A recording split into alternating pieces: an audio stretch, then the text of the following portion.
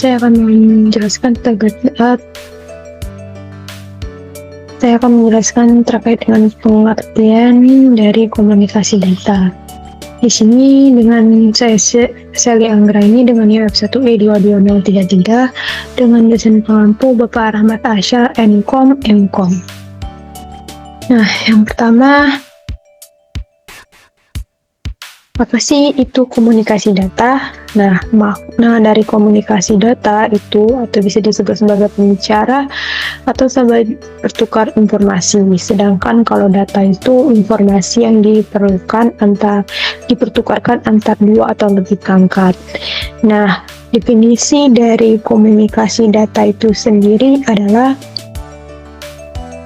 pertukaran informasi atau data antara dua perangkat atau lebih. Data ini bisa berupa teks, gambar, audio, ataupun video. Untuk tujuan dari komunikasi, data adalah memastikan bahwa informasi yang dikirim oleh perangkat pengirim sumber dan diterima dengan akurat oleh perangkat penerima atau tujuan. Selanjutnya ada beberapa komponen utama komunikasi data.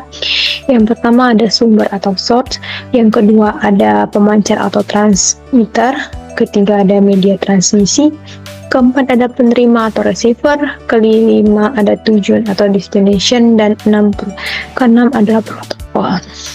Nah, untuk pembagian bloknya itu, di sini ada blok pengirim. Di dalam blok pengirim itu terdapat sumber dan pemancar atau transmitter, kemudian ada lagi media transmisi, kemudian pada blok penerima itu ada penerima atau receiver dan tujuan.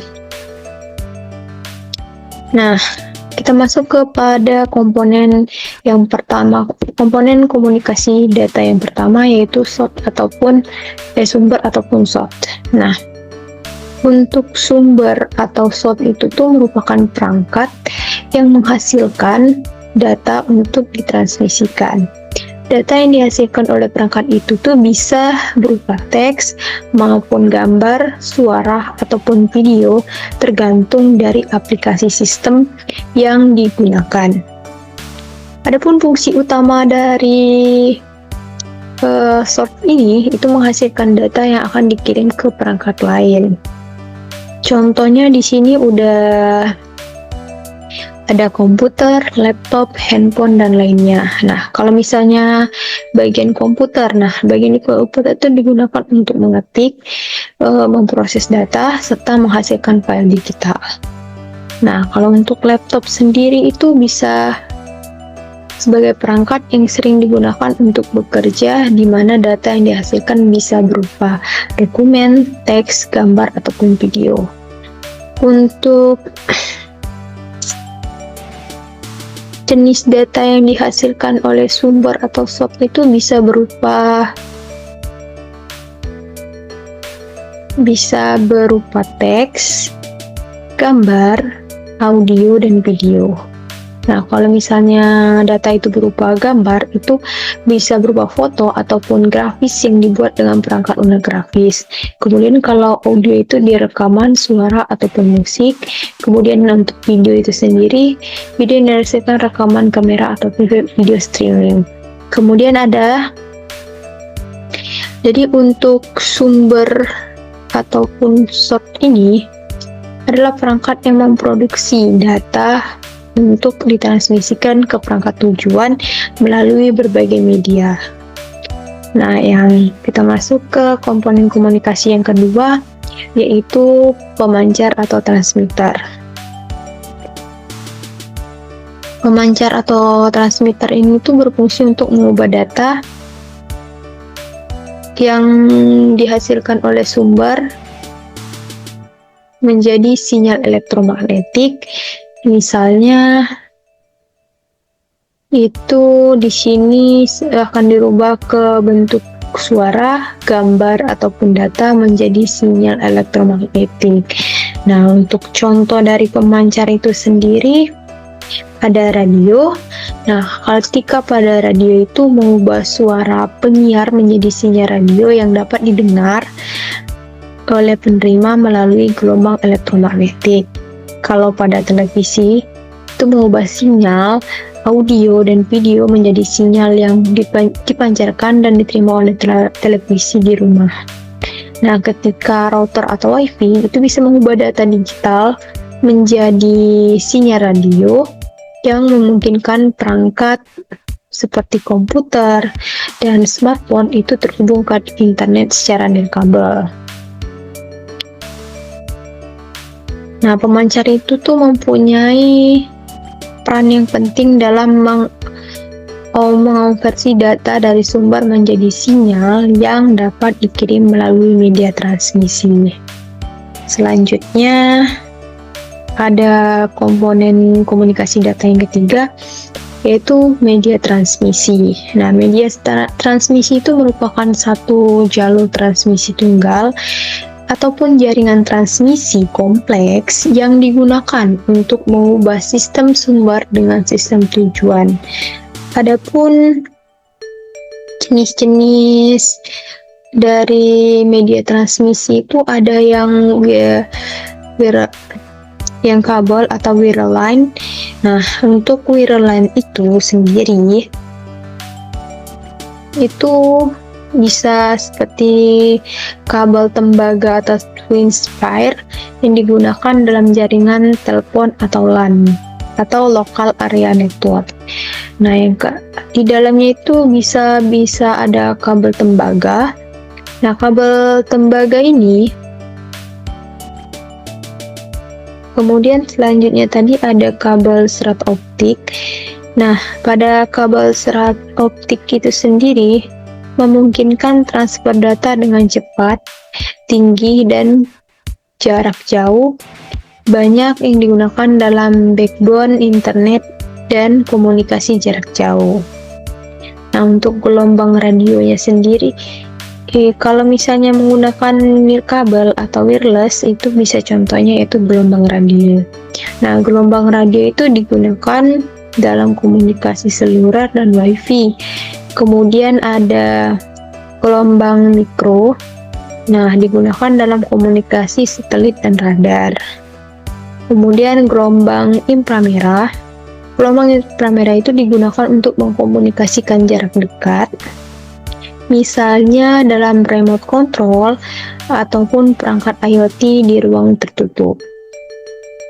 Jadi media transmisi ini adalah saluran yang memungkinkan data mengalir dari pengirim ke penerima, itu baik kabel maupun nirkabel memiliki kelebihan dan kekurangan tergantung pada kebutuhan lingkungan operasionalnya.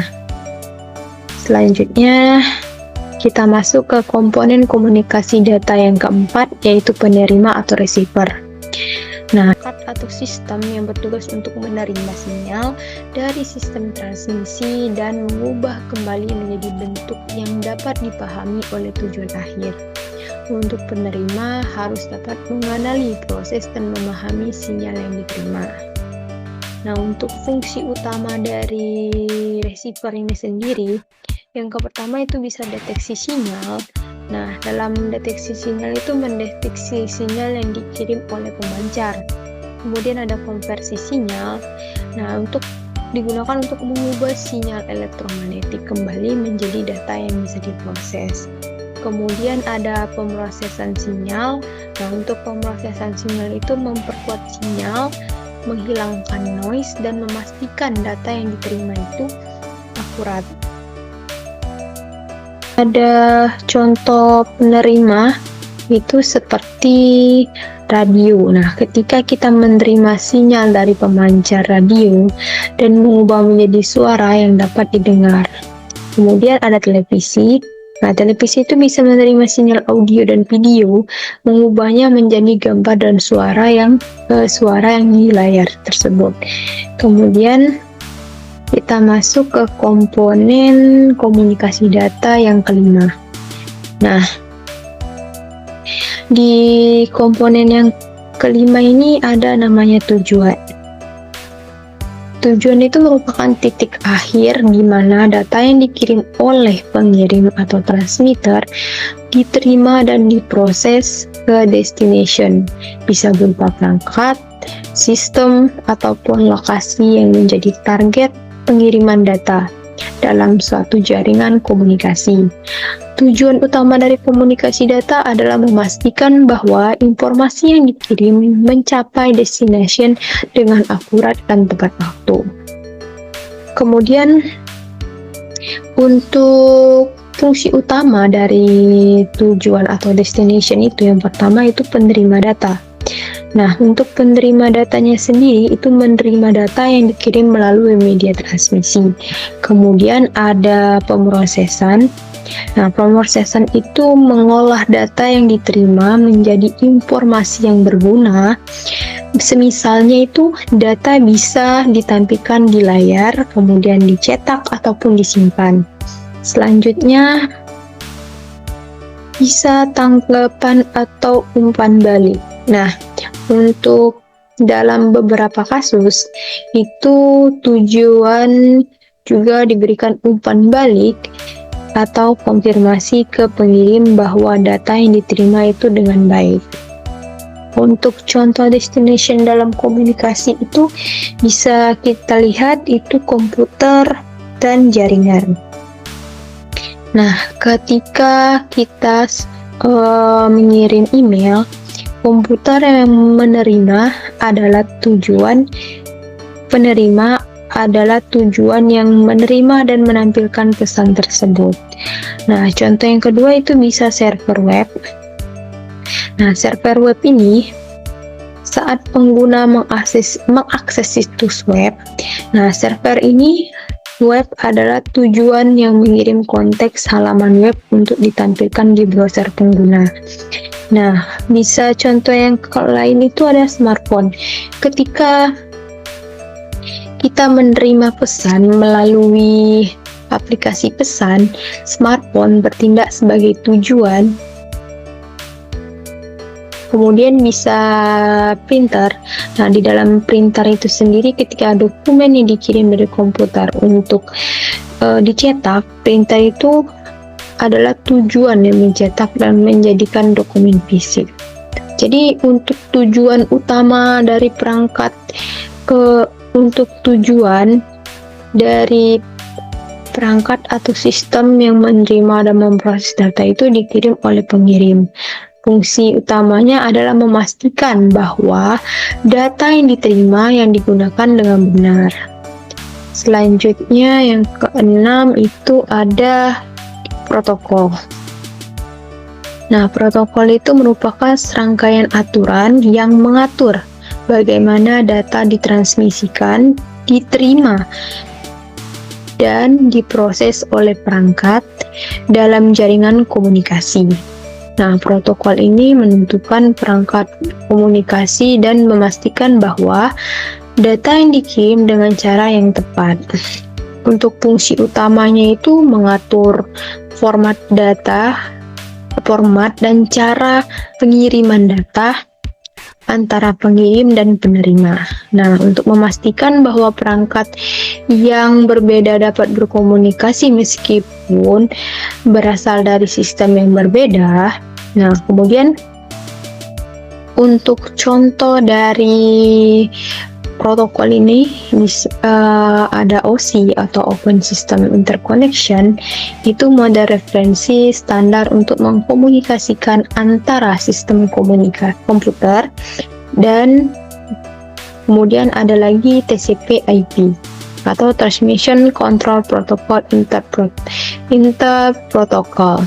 Nah, protokol ini tuh utama yang digunakan dalam internet yang mengatur bagaimana data dikirim dan diterima melalui jaringan global. Jadi protokol itu adalah aturan utama yang disepakati oleh perangkat dalam jaringan untuk memastikan komunikasi data yang efisien dan akurat. Nah, protokol ini diperlukan untuk menghindari kesalahan dalam pengiriman data, menjaga agar perangkat dapat berkomunikasi meskipun menggunakan sistem yang berbeda. Jadi kesimpulan untuk materi komponen komunikasi data itu, yaitu komunikasi data itu terdiri dari berbagai komponen penting yang bekerja untuk memastikan data dapat ditransmisikan serta transmisikan dari pengirim dan ke penerima dengan tepat. Setiap komponen memiliki peran dan spesifik dari menghasilkan data dan sumber. Nah, mengubah menjadi sinyal oleh pemancar sehingga mengirimkan sinyal melalui media transmisi dan diterima oleh penerima. Proses di tujuan dan diatur oleh protokol komunikasi. Mungkin untuk materi terkait dengan komponen komunikasi data, sampai sekian. Saya ucapkan terima kasih. Wassalamualaikum warahmatullahi wabarakatuh.